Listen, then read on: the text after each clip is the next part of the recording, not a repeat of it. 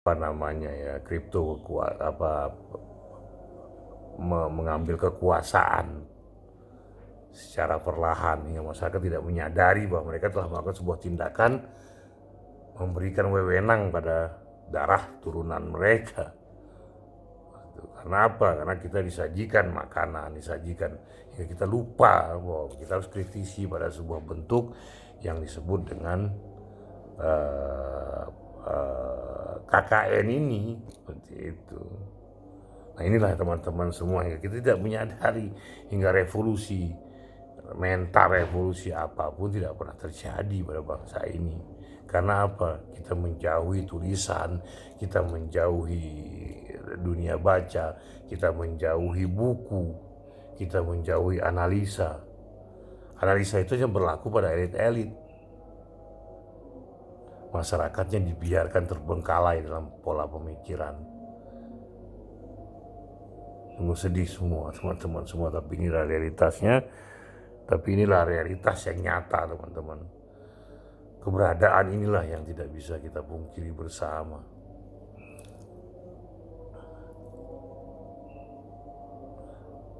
Bila kita tidak sadar pada keduniawian semacam ini, maka kita menghayal menjadi masyarakat yang maju 2045. Sebuah khayalan yang dibuat. Karena yang harus kita pikirkan adalah bukan hanya dalam bentuk kemakmuran, tapi mencerdaskan kehidupan bangsa yang sudah dilupakan oleh para elit politik. Karena tujuan mereka hanya bertahan dalam kekuasaan dan bertahun-tahun mereka menguasai.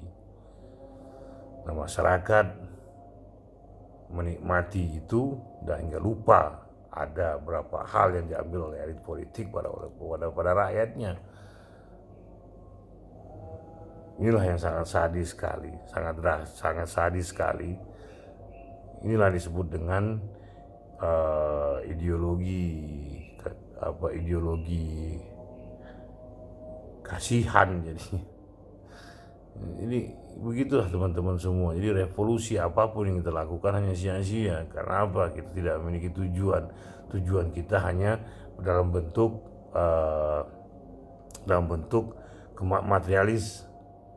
Karena kita memiliki kecenderungan kita ketika kita membantu sesuatu, kita akan menjadi menjadi penguasa, menjadi bagian dari penguasa, menjadi bagian daripada orang-orang yang berkuasa. Inilah yang terjadi teman-teman semua. Nah inilah yang harus kita bongkar bersama dalam rakyat Indonesia ini, biar bangsa ini bisa memiliki kemandirian dalam segala aspek. Merdeka dalam berpolitik, merdeka dalam ekonomi, merdeka dalam budaya. Ini yang tidak kita miliki sampai saat ini. Kita pun berpikir cara orang asing, kita melihat sesuatu cara orang asing. Jadi itu yang diberikan lewat media-media sosial yang ada pada saat ini.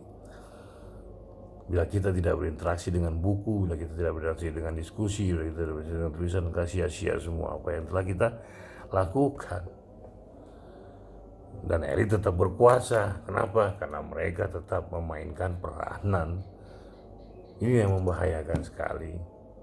Nah, bila teman-teman, marilah kita koreksi cara berpikir kita, marilah kita banyak berinteraksi dengan buku, banyaklah kita berinteraksi dengan tulisan, banyaklah kita beraksi dengan diskusi. Hingga kita, para mahasiswa, tidak disebut mahasewa.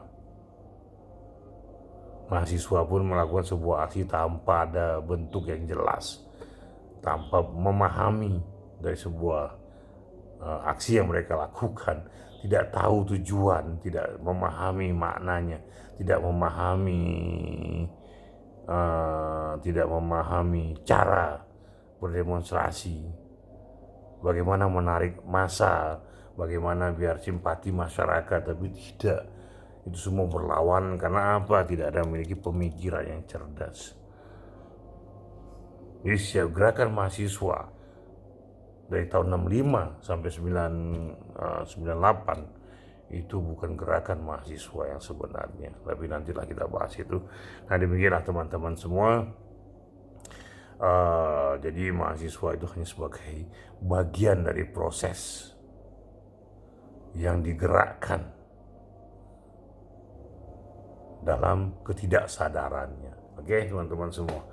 Terima kasih atas perhatiannya. Nama bila kita ingin menyaksikan sebuah gerakan yang kebangsaan Indonesia itu ya dari Aceh, kita lihat mereka memberanikan diri untuk melakukan sebuah peperangan, memberanikan diri untuk melakukan sebuah perjuangan, memberanikan diri untuk mendermakan dirinya tanpa menghitung apapun, karena mereka memiliki tujuan yang satu, yaitu apa? Membebaskan diri dari belenggu perbudakan, penjajahan, imperialisme dan lain sebagainya. Karena ada kesadaran dalam sebuah aksi pergerakan tersebut. Oke lah teman-teman semua, saya harap teman-teman mengerti apa yang saya sampaikan. Jadi apapun yang dilakukan selama ini, kita hanya dikendalikan oleh pihak-pihak luar yang terkadang memang tidak ada bukti, tapi bisa dirasakan, bisa dipahami bila kita berinteraksi dengan buku, berinteraksi dengan diskusi, dan bila kita berinteraksi dengan tulisan. Oke teman-teman semua, demikian dulu sampai saat ini. Saya bicara saat ini demikian dulu, bahwa hilangnya sebuah aksi berpikir bangsa ini pada tahun 1965. Tumbangnya Soekarno, masuknya rejim Soeharto menghilangkan semua pola tersebut hingga terbawa saat ini. Kita terbawa dalam sebuah alunan suling dan gendang, terasingkan. Kita lupa bahwa kita punya pemikiran, kita punya daya berpikir, kita punya mental, kita punya kekuatan. Pada ujung dari semua ini adalah cuma satu, apa? Kita memiliki budaya sendiri, kita berpolitik dengan cara kita sendiri, dan juga ekonomi dengan cara kehidupan ekonomi dengan cara kita sendiri. Jadi demikianlah teman-teman semua, bahwa kita memiliki kemampuan dalam berpikir, tapi ini tidak pernah digunakan, dan elit pun membiarkan ini terjadi terus-menerus. Jadi revolusi apapun Indonesia ini hanya sebuah pembuatan. Tidak pada masa 45 ya. Jadi yang saya bicarakan ini pada setelah 65. Dihilanglah semua itu. Dan kita bergerak dalam sebuah bentuk imajinasi dan dalam bentuk khayalan. Itulah teman-teman semua, terima kasih banyak atas perhatiannya. Terima kasih juga mendengarkan ini dari awal hingga terakhir. Dan juga terima kasih atas subscribe-nya, like, share, dan komennya. Assalamualaikum warahmatullahi wabarakatuh. Selamat malam, selamat pagi, selamat siang, selamat pagi. Salam, Om Swastiastu, Namo Buddhaya, salam kebajikan, salam rahayu, salam latis. Terima kasih.